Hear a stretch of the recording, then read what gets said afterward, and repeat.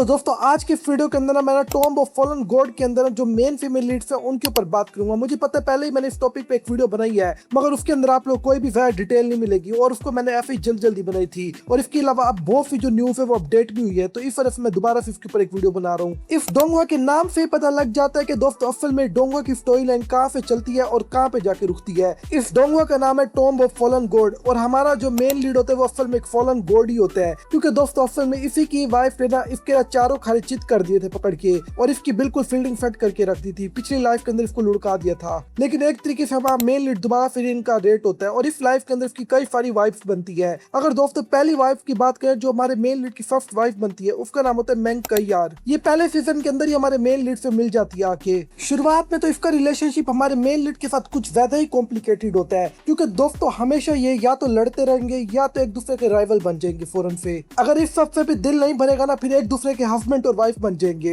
मेंग कयार की पर्सनैलिटी की बात करें तो दोस्तों इसको आप लोग प्रिडिक्ट ही नहीं कर सकते, क्योंकि दोस्तों ये जो लड़की है ना ये अपने गोल्स को अचीव करने के लिए अक्सर रूथलेस भी हो जाती है ताकि इसकी गोल्स अचीव हो जाए। लेकिन अगर इसकी नॉर्मल पर्सनैलिटी की बात करें तो बहुत ही ज्यादा जेंटल पर्सनैलिटी है। इसके थोड़े बहुत बैकग्राउंड की बात करें तो दोस्तों 10 टाइप सेक्रेट लैंड की ना असल में ना ये नई सक्सेसर बनने वाली है। लेकिन दोस्तों अगर हम लोग ना वक्त में जरा और पीछे चले जाए ना और इसके बैकग्राउंड की बात करें, इसके पास्ट की बात करें तो दोस्तों पास्ट में ना ये एक बहुत ही ज्यादा बड़ी शौक हुआ करती थी, क्योंकि ये 7 हेवनली पेयरलेस मेडल्स की ना असल में ना एक रीइंकार्नेशन में से एक है। और इसके अलावा दोस्तों इसके पास ना एक डिसाइपल भी हुआ करती थी जिसको आप लोग बहुत ही ज्यादा अच्छे से जान चुके होंगे अब तक स्टोरी में, जिसका नाम है 10 टाइवान। और दोस्तों असल में ना इसी ने 10 टाइवान को ऑर्डर दिया था कि चिन नाम का गेम ओवर कर दे पास्ट के अंदर, क्योंकि एक पावरफुल फ्रेगमेंट है जो इसको चाहिए था जो चेन वान के पास है। इसलिए पास्ट लाइफ के अंदर ना ये ना 10 टाइवान को ना ऑर्डर देती है कि चेन नाम की जाके विकेट सेट करके उसका गेम ओवर कर दे पकड़ के, क्योंकि दोस्तों जो 10 टाइवान है ना वो इसकी डिसाइपल थी। अब बात करते हैं पास्ट लाइफ के अंदर आखिरकार इसकी विकेट किसने सेट कर दी थी। तो दोस्तों पास्ट लाइफ के अंदर ना ये तब जाके मरती है जब क्योटिक बैटल चल रही होती है और उसे वक्त ना इसका जो इन्फेंस होता है वो कई हजारों साल तक ना बिल्कुल कंडेंस होता रहता है और आखिर में चल के ना जो मेंग कयार है उसकी सूरत में पैदा हो जाता है। पहली बार ना ये चिन नाम से तब मिलते हैं जब 4 अकेडमी टूर्नामेंट चल रहा होता है और इसके बाद से दोस्तों ये लोग लवर नहीं बनते बल्कि एक दूसरे के बड़े राइवल बन जाते हैं और कई मिसअंडरस्टैंडिंग भी इन दोनों के बीच में चलती रहती है। कभी एक दूसरे के दुश्मन बन रहे हैं, कभी एक दूसरे के दोस्त बन जाते हैं और कभी तो एक दूसरे के हस्बैंड और वाइफ बन जाते हैं। अगर आप लोग को यकीन नहीं होता तो मैं आप लोग को एक थोड़ी सी स्टोरी बताता हूँ। एक विलेज में जाते हैं जहाँ पे ना इन दोनों के सर पे डंडा लगने की वजह से इन दोनों की यादाश्त गायब हो जाती है। असल में डंडा ये लगता है कुछ और काम होता है, वहाँ पे इन दोनों की यादाश्त गायब हो जाती है और इन दोनों को लगता है कि हम लोग आपस में हस्बैंड और वाइफ हैं। और यकीन मानो दोस्तों इतना ज्यादा लगता है कि ये लोग ने इसी चक्कर में 3 बच्चे भी पैदा कर डालते हैं। लेकिन फिर भी इनका जो रिलेशनशिप होता है वो हमेशा बहुत ही ज्यादा कॉम्प्लिकेटेड रहता है और इसकी जो बड़ी रीजन होती है वो लड़की नहीं होती बल्कि कमीना लड़का चिन नाम खुद होता है। और यही बड़ा स्पॉइलर है जो मैं नहीं दे सकता, आपको फ्यूचर में चल के पता लग जाएगी। आप लोग कमेंट सेक्शन में पूछ सकते हो तो मैं इसके ऊपर शायद एक शॉर्ट वीडियो बना लूं। अब बात करें दूसरी वाइफ के ऊपर तो दोस्तों इसकी दूसरी वाइफ का नाम है लोंग वू और दोस्तों ये भी 7 मेडल्स में से एक ही है, यानी ये 7 मेडल रीइंकार्नेशन का एक फ्रेगमेंट का पार्ट है ये भी। अगर इस लड़की की पर्सनैलिटी की बात करें ना दोस्तों ये लड़की बहुत ज्यादा स्ट्रेट फॉरवर्ड है। एग्जाम्पल के तौर पे इसके सामने कोई काला लड़का खड़ा होता है तो ये बोलेगी और काली बग्गी चल फाइट पे और रास्ता दे।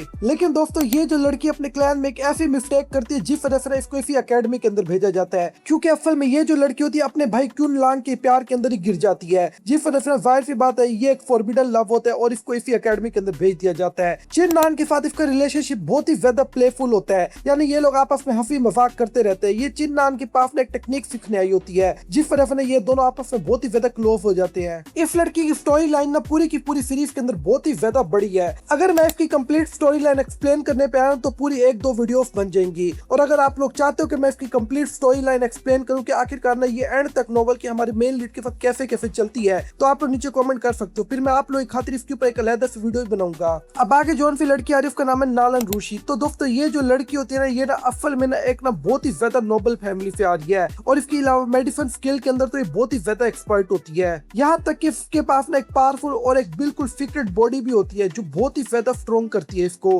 और इसके अलावा ना मेडिसिन स्किल्स की वजह से ना दोस्तों इसका जो रीइंकार्नेशन होता है वो और भी ज्यादा स्ट्रॉन्ग होता है, क्योंकि मैं आप लोगों को अगर सही मायने में बताऊं तो ये असल में ना एक रीइंकार्नेटेड पर्सन है। ये असल में ना होली वॉर एंजल की रीइंकार्नेटेड है जो वेस्टर्न हेवनली रिलम के अंदर होती है। लेकिन इसके अलावा ना ये ना 7 फॉल की ना हेवनली मेडन भी है, यानी उन्हीं 7 हेवनली मेडन्स में से एक है। इसकी पर्सनालिटी बहुत ही ज्यादा जेंटल है, यहाँ तक कि दोस्तों ये जो लड़की होती है ना अपने बारे में कभी भी नहीं सोचती, दूसरों के बारे में सोचती है। जैसा कि मैंने आपको कहा मेडिसिन स्किल के अंदर ये 1 नंबर वाली एक्सपर्ट लड़की है। इस वजह से दोस्तों इसको बहुत से लोगों को हील भी करना होता है। इसके सर पे बहुत सी ड्यूटीज होती है, मगर दोस्तों असल में ये चाहते कि ये बिल्कुल एक सीक्रेट लाइफ गुजारे, यानी बिल्कुल अलहदा और कोई भी आसपास ना हो इसके, बिल्कुल शांत जगह पे ना अपनी लाइफ काटे। लेकिन अपनी ड्यूटीज की वजह से ये सब कुछ कर नहीं सकती। और दोस्तों जब ये चिन्नान से मिलती है और इसको उससे प्यार हो जाता है, फिर ये पूरी कोशिश करते कि मैं एक आजाद लाइफ गुजारूं और बिल्कुल फ्री लाइफ गुजारूं, मगर फिर भी इसकी ड्यूटीज बार बार इसके सामने आ रही होती हैं। यहाँ तक कि ये होली वॉर एंजल की यादें और उसकी पावर भी जगा लेती है, तब भी दोस्तों ये अपनी ड्यूटीज हमेशा पूरी करती रहती है। और जब कहीं जाके नॉवल का एंड होता है ना, फिर जाके दोस्तों ये अपने बारे में सोचती है और फिर जाके अपनी लाइफ को ना अकेले गुजारने के बारे में सोचती है। अब इसके बाद जोन से लड़की आ रही है, वो तो पूरी सीरीज की बहुत ही ज्यादा पॉपुलर लड़की है जिसका नाम है टेन-टाई-वन। हमारे मेन लीड की नजर में ये उसकी सबसे ज्यादा बड़ी दुश्मन रह चुकी है और हमारे मेन लीड को हमेशा से यही लगता है कि इसी की वजह से हमारे मेन लीड की बीन बजी है। तो दोस्तों पहले मैं आप लोग को ये बता दूं, ये जो टेन-टाई-वन है ना, असल में ना ये ना खुद अपनी मर्जी से हमारे मेन लीड को नहीं मारती, बल्कि असल में उसको मारती नहीं है, उसकी जो कल्टीवेशन है वो फील कर देती है सारी पकड़ के, जिसकी वजह से ना बाद में चल के आगे हमारा जो मेन लीड चिन्नान है वो मारा जाता है। लेकिन असल में ये अपनी मर्जी से नहीं करती, बल्कि इसको बहुत ही ज्यादा ना ब्रेन वॉश किया जाता है। यहाँ तक कि जो हेवनली मेडन है ना, उसी ने इसका सारा ब्रेन वॉश किया होता है, जो इस टाइम ना मैंग कयार है, जो मैंने आप लोग पहले ही बता दिया है। और इस वजह से ना ये आगे बढ़ के हमारे मेन लीड की सारी कल्टीवेशन फील करती है और इस वजह से हमारा जो मेन लीड होता है वो लुढ़क जाता है। लेकिन अंदर से हमारे मेन लीड को ना बहुत ही ज्यादा ये प्यार करती है और इसी वजह से दोस्तों ये हमारे मेन लीड के साथ बहुत ज्यादा अटैच भी होती है। और यही वो लड़की है जो असल में टेन-टाई इफेक्ट को ना क्रिएट भी करती है और फिर आगे चल के ना ये हेवनली रिलम के अंदर वापस भी चली जाती है, जहाँ पर ये अपनी पर्सनैलिटी को बहुत ही ज्यादा कोल्ड रखती है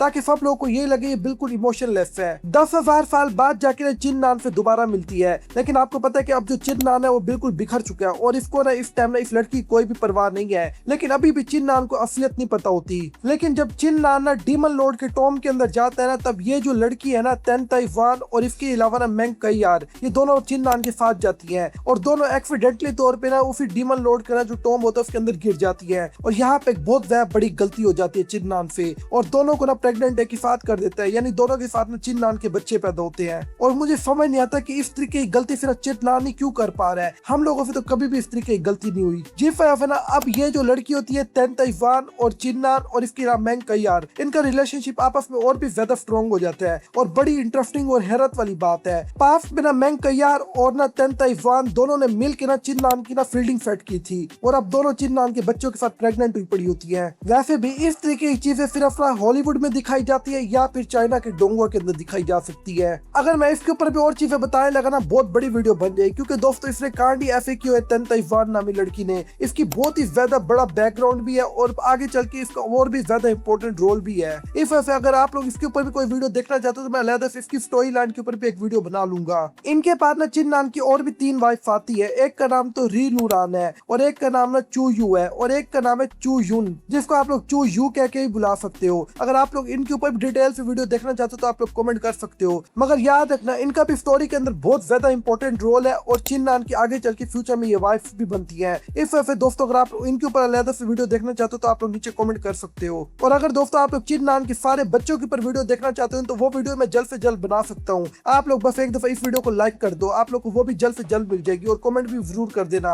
और अगर आप लोग चिन्नान के बच्चों वीडियो देखना चाहते हो तो आप लोग नीचे कमेंट सेक्शन में चिन्नान लिख देना। इसके अलावा मैं अपने थर्ड चैनल पे बहुत से मांगा भी एक्सप्लेन कर रहा हूँ, आप लोग एक दफा उनको जरूर जाए चेक करना। इसी वीडियो के एंड स्क्रीन पे आप लोग उनका लिंक भी मिल जाएगा। अब मैं मिलता हूँ आप लोगों से बिल्कुल एक न्यू वीडियो के अंदर, तब तक के लिए आप लोग अपना अच्छे से ख्याल रखना।